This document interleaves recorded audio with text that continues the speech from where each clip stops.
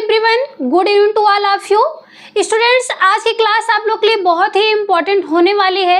आज की क्लास हम एक नए टॉपिक के साथ शुरुआत करते हैं, जिस क्लास में आपके टीचिंग से संबंधित जो टेट, सीटेट, बीएड या फिर डीएलएड का जो भी एग्जाम्स है आपका, उन सभी का बहुत ही इम्पोर्टेंट टॉपिक्स है जो आकलन और मूल्यांकन से संबंधित है। ये आकलन क्या है, मूल्यांकन क्या है, दोनों में डिफरेंट क्या पाया जा रहा है, किस प्रकार से किया जाता है, तकनीक क्या होता है, उपकरण क्या होता है, ये दोनों चीज़ें, तकनीक और उपकरण किस प्रकार से हमारे आकलन और मूल्यांकन में हमारा हेल्प कर रहे हैं, ये सारे टॉपिक्स को आज की क्लास में हम कवर करेंगे। तो आप सब जो भी यहाँ पढ़ाया जाए उसका नोट्स बनाते जाइएगा और उसके अच्छे से समझते जाइएगा।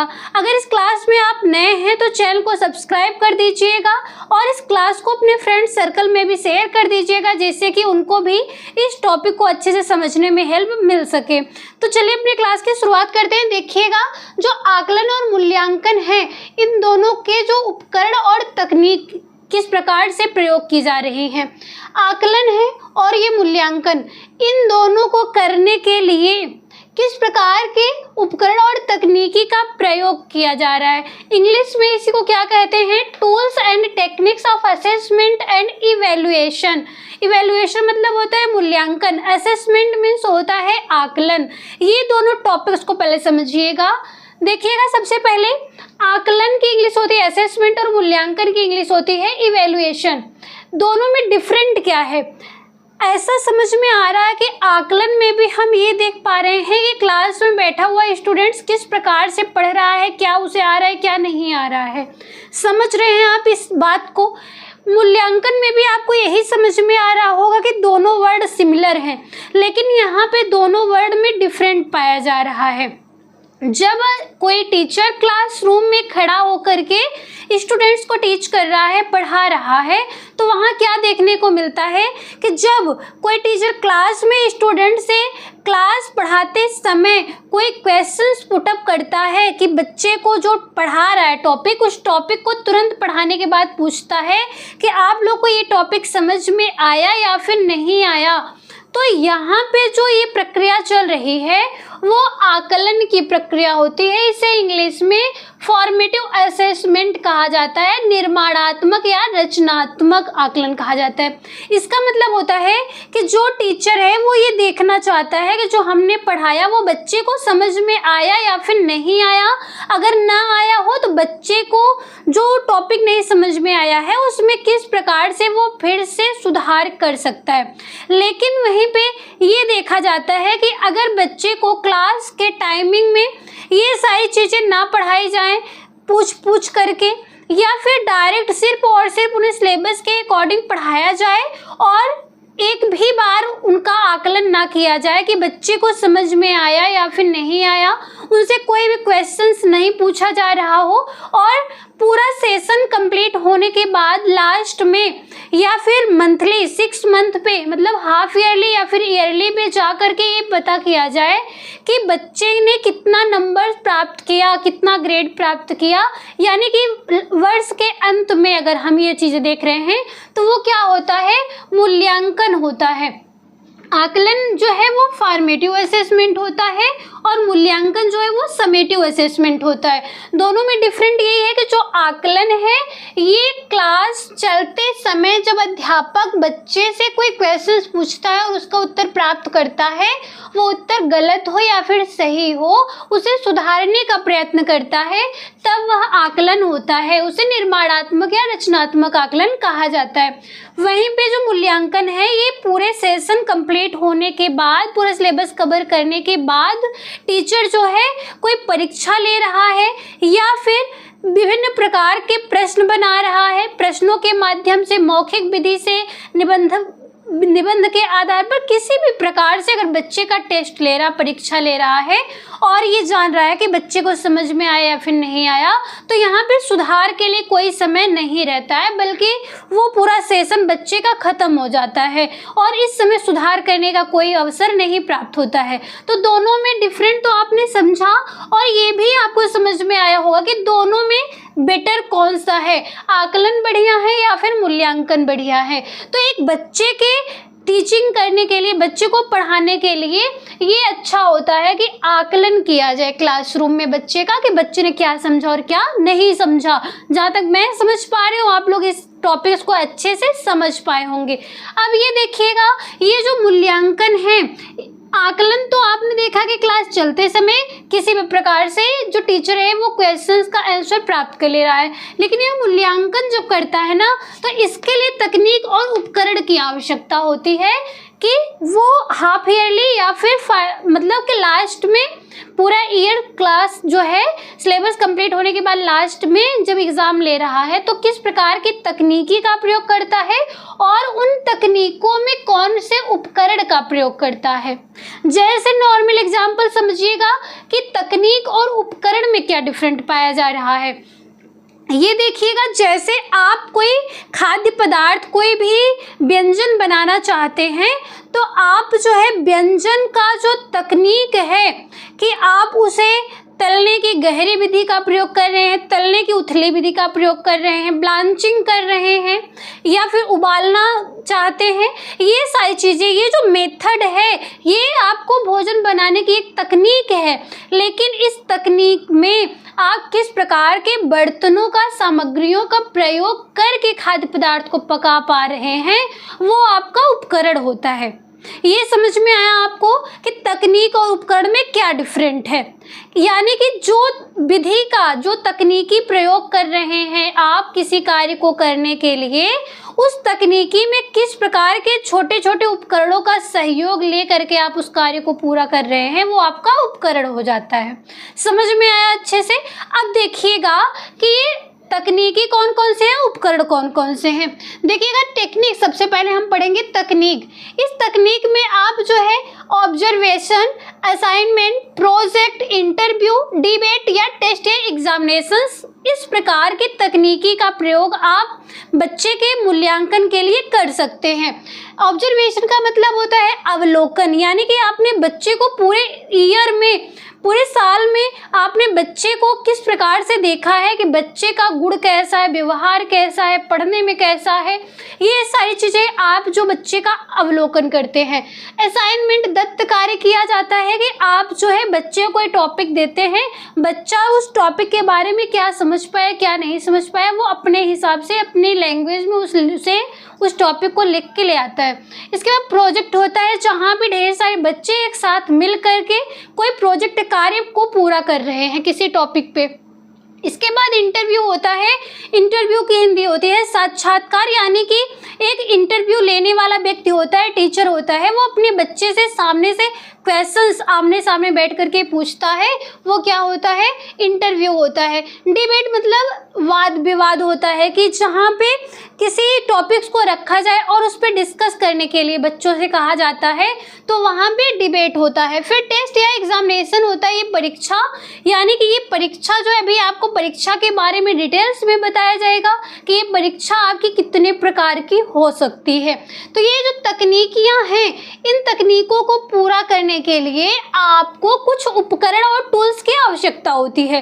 वो टूल्स और उपकरण कौन कौन से होते हैं, देखिएगा कि जैसे इन उपकरणों में आप पोर्टफोलियो का प्रयोग कर रहे हैं, चेकलिस्ट का प्रयोग कर सकते हैं, रेटिंग स्केल्स का प्रयोग कर सकते हैं, और फिर एनेक्डोटल रिकॉर्ड का प्रयोग कर सकते हैं, रूब्रिक्स का प्रयोग कर सकते हैं, शेड्यूल या अनुसूचियों का प्रयोग कर सकते हैं, क्वेश्चनेरियर यानी कि प्रश्नावली विधि का प्रयोग कर सकते हैं।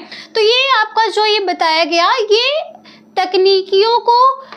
तकनीकियों को हेल्प करने वाले ये उपकरण होते हैं।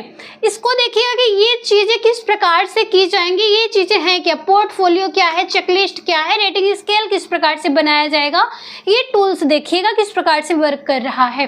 देखिए, सबसे पहले हम बात करते हैं पोर्टफोलियो की, यानी कि पूरे वर्ष में बच्चे के बारे में आपने क्या रिकॉर्ड तैयार किया है कि बच्चा जो है पूरे साल किस प्रकार से व्यवहार किया है, पढ़ाई किया है या फिर नहीं किया है, किसी बच्चे के साथ कैसा व्यवहार है, किसी टीचर के साथ कैसा व्यवहार है, यानी कि पूरे साल के बारे में बच्चे का जो भी रिकॉर्ड आपने रखा है वो पोर्टफोलियो के अंतर्गत आप रखते हैं।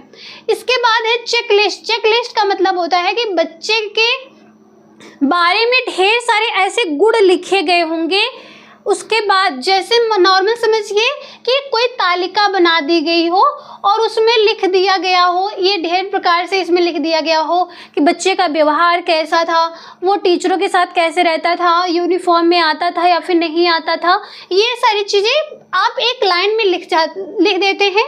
फिर उसके बाद इसे आगे आप लिखेंगे कि हाँ एस या फिर नो, यानी कि जो चेक लिस्ट होता है ना, इसमें आप चेक करते हैं, इसका आंसर आप एस और नो में, हाँ या नहीं में देते हैं।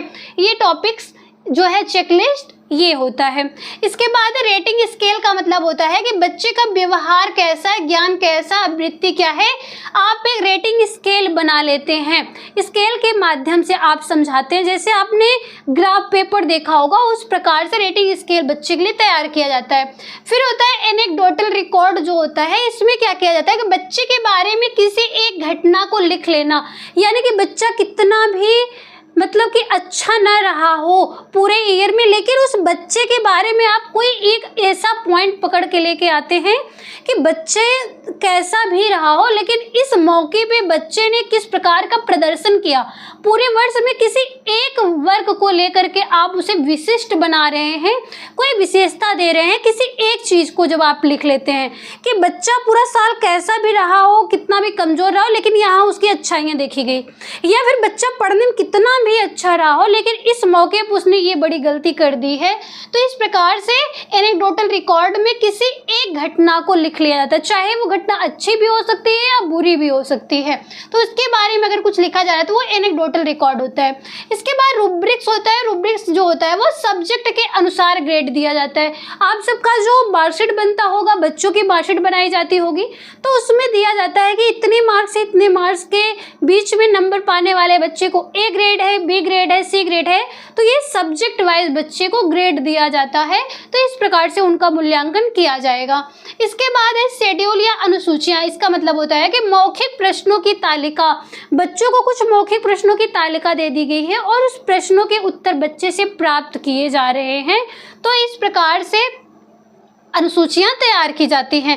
फिर क्वेश्चनरियर जो होता है, प्रश्नावली, ये परीक्षा के समय जब ये परीक्षा ली जाती है, बच्चे की टेस्ट या एग्जामिनेशन होता है, उस समय जो प्रश्नावलियां बनाई जाती हैं वो क्या होता है, प्रश्नावली उपकरण होता है। तो ये आपको समझ में आया होगा कि ये तकनीकियां हैं जिसके माध्यम से बच्चे का मूल्यांकन किया जाएगा। और इन तकनीकों को जब हम प्रयोग करते हैं मूल्यांकन के लिए, तो इसमें कुछ उपकरणों का भी प्रयोग हम कर रहे हैं। हमने एग्जाम्पल पहले समझा आपको कि किसी खाद्य पदार्थ को पकाने के लिए आप पकाने की कोई विधि, कोई तकनीक पहले अपनाते हैं, फिर उस तकनीकी को अपना के भोजन पकाने के लिए कुछ उपकरण, कुछ बर्तन, कुछ खाद्य पदार्थ, कुछ मटेरियल की आवश्यकता हो रही है। तो जिन मटेरियल की आवश्यकता हो रही है वो क्या होता है, आपका उपकरण होता है। ठीक है, जैसे कि कुकर की आवश्यकता पड़ रही है आपको केक बनाने के लिए, तो केक बनाना है तो उसे आप किस तकनीक का प्रयोग करें, बेक करते हैं, बेकिंग करते हैं, बेकिंग विधि के द्वारा केक बना रहे हैं आप। लेकिन इसे बेक करने के लिए आपको कुकर की आवश्यकता पड़ रही है, जो कुकर केक बनाता हो, जिस कुकर में केक बनाया जाता हो। तो ये तीनों में जो डिफरेंट देखने को आपको मिल रहा है, वही यहाँ पे आकलन मूल्यांकन के लिए तकनीकी और उपकरण भी यहाँ पे देखा जा रहा है। आगे देखिए कि ये परीक्षा और टेस्ट क्या होता है। टेस्ट और परीक्षा जो है इसे मुख्य रूप से 3 भागों में डिवाइड किया गया। एक अचीवमेंट टेस्ट होता है, डायग्नोस्टिक टेस्ट होता है और ये क्या है, प्रोग्नोस्टिक टेस्ट होता है। इसकी हिंदी होती है, अचीवमेंट का मतलब होता है उपलब्धि परीक्षा, डायग्नोस्टिक मीन्स होता है निदानात्मक परीक्षा, और प्रोग्नोस्टिक मीन्स होता है भविष्य की जानकारी है जब कोई परीक्षा ली जाती है बच्चे से। तो यहाँ देखिएगा, उपलब्धि परीक्षा मतलब ऐसा कोई एग्जाम देके आप कोई अचीवमेंट प्राप्त करते हैं। जैसे आपने सीटेट का एग्जाम दिया तो आपको 1 डिग्री प्राप्त हो गई, नेट का एग्जाम दिया आपको 1 उपलब्धि प्राप्त हो गई। तो इस प्रकार से जो आपको प्राप्त हो रहा है वो उपलब्धि प्राप्त कर रहे हैं आप। और निदानात्मक परीक्षण मतलब है कि कोई भी, जिस प्रकार से आपने आकलन में समझा था कि किसी प्रकार की बच्चे को कौन सा क्वेश्चन समझ में आ रहा है या नहीं आ रहा है, क्लास चलते टाइम ही उनसे पूछ करके उसका आंसर दे दिया जाता है बच्चे के द्वारा, या फिर बच्चे को नहीं आया तो उसका निदान किया जाता है। यानी कि बच्चे की समस्या को सुन के उनका समाधान, उनका निदान करने की जो परीक्षण विधि है वो क्या है, डायग्नोस्टिक टेस्ट होता है। और प्रोग्नोस्टिक टेस्ट का मतलब होता है भविष्य के बारे में जानकारी लेने के लिए, बच्चे को देख करके या फिर उसको किस प्रकार से उसका प्रदर्शन है, ये सारी चीज़ें आप क्यों देखना चाह रहे हैं, उसके भविष्य के बारे में आप कुछ बता सके कि वो भविष्य में इस प्रकार के वर्क करेगा। तो इस प्रकार से जो है वो प्रोग्नोस्टिक टेस्ट होता है। आगे देखिएगा, ये जो अचीवमेंट टेस्ट है इसे दो भागों में बांटा गया है, एक स्टैंडर्डाइज्ड होता है और एक टीचर मेड होता है। स्टैंडर्ड मीन्स होता है कि मानक, यानी कि कहीं से आपको मानक प्राप्त हो रहा है, और जो टीचर मेड होता है ये जो परीक्षा है ये टीचर्स के द्वारा बनाया गया क्वेश्चंस होता है या फिर पूछा गया होता है। मानक वाले में देखिएगा, जैसे कोई भी स्टूडेंट है, कोई भी जैसे नॉर्मल हम लोग जो है जो टीचिंग का प्रिपरेशन कर रहे हैं स्टूडेंट्स, उनके लिए ये इम्पॉर्टेंट हो जाता है कि उनका एटीट्यूड क्या है, एप्टीट्यूड क्या है, इंटेलिजेंट क्या है, उनकी पर्सनैलिटी क्या है, उनका इंटरेस्ट किस फील्ड में है। ये सारी चीज़ें देखने के लिए जिस परीक्षा का आयोजन किया जाता है वो एक स्टैंडर्डाइज्ड होता है, मानक परीक्षा होती है। जैसे कोई एग्जाम है सीटेट का है, नेट का है, पेट का है, इस प्रकार की जो परीक्षा होती है वो मानक परीक्षा के अंतर्गत आता है। लेकिन वहीं पे जो टीचर मेड होता है, अध्यापक के द्वारा बनाया गया कोई क्वेश्चंस जो बच्चे को मार्क्स प्रदान करता हो, जो यहाँ पे बनाया जा रहा है ये 3 प्रकार से बनाया जा सकता है। टीचर के द्वारा जो एग्जाम लिया जा रहा है वो रिटन भी हो सकता है, ओरल भी हो सकता है और प्रैक्टिकली भी हो सकता है। रिटन का मतलब लिखित एग्जाम होता है, ओरल का मतलब मौखिक होता है, प्रैक्टिकली मतलब आप व्यवहारिक रूप से प्रैक्टिकली उसे करके देखने को प्रैक्टिकली कहा जाता है। रिटन को भी 3, इसको देखो 4 भागों में डिवाइड किया गया। रिटन का मतलब होता है, जैसे इसमें पहला है कि एस्से टाइप, यानी कि निबंधात्मक कोई प्रश्न आप जो है बच्चे से पूछ रहे हैं। शॉर्ट आंसर टाइप क्वेश्चन, यानी कि लघु उत्तरीय प्रश्न। उसके बाद वेरी शॉर्ट भी होता है, मतलब कि अति लघु उत्तरीय प्रश्न, यानी कि 1-2 शब्दों में जिसका आंसर देना हो। उसके बाद है लॉन्ग आंसर टाइप क्वेश्चन, दीर्घ उत्तरीय प्रश्न आप दे रहे हैं। फिर लास्ट में ऑब्जेक्टिव टाइप क्वेश्चन होता है जिसका प्रश्न और उत्तर पूरा लिखा गया होता है कॉपी में, बस उसका सेलेक्ट उसे करने के लिए अलग अलग ऑप्शंस दिए गए होते हैं। आप अपने क्वेश्चन का आंसर उसमें से एक सेलेक्ट कर लेते हैं जो उसका उचित विकल्प होता है। तो जहाँ तक मुझे समझ में आया, ये सारे टॉपिक्स को आज की क्लास में हमने कवर किया है कि ये आकलन क्या है, मूल्यांकन क्या है, और इन दोनों को करने के लिए किस प्रकार के उपकरण का प्रयोग कर रहे हैं, आप किस तकनीकी का प्रयोग कर रहे हैं। तो ये तकनीकियाँ हैं, ये इनके तकनीकियों का प्रयोग करने के लिए ये उपकरण बताए गए। परीक्षाएं कितने प्रकार की होती है, ये सारे टॉपिक्स को कवर किया गया है। अगर ये क्लास आप लोगों को पसंद आई हो तो अपना फीडबैक कमेंट बॉक्स में अवश्य दीजिएगा। इसी प्रकार की और भी जानकारी अगर आपको प्राप्त करनी है, किसी भी टॉपिक्स के बारे में आपको पूछना है, तो वो भी कमेंट बॉक्स में लिखिएगा। उस टॉपिक्स को हम नेक्स्ट क्लास में लेकर आएंगे आप सबकी हेल्प के लिए। इसी प्रकार से जुड़े रहिएगा आप सभी, अपना सहयोग बनाए रहिएगा हमारे साथ। मिलते हैं आप लोगों से हम नेक्स्ट टॉपिक के साथ नेक्स्ट क्लास में, तब तक के लिए धन्यवाद।